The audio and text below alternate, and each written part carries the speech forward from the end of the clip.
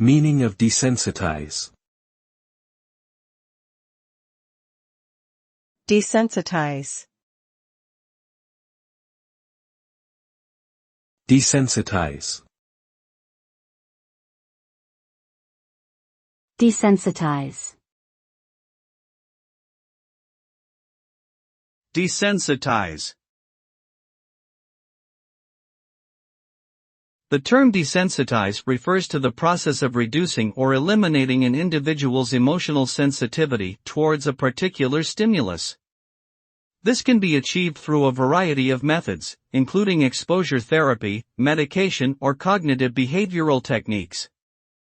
The result of desensitization is that the individual becomes less reactive to the stimulus and experiences fewer negative emotions such as fear or anxiety.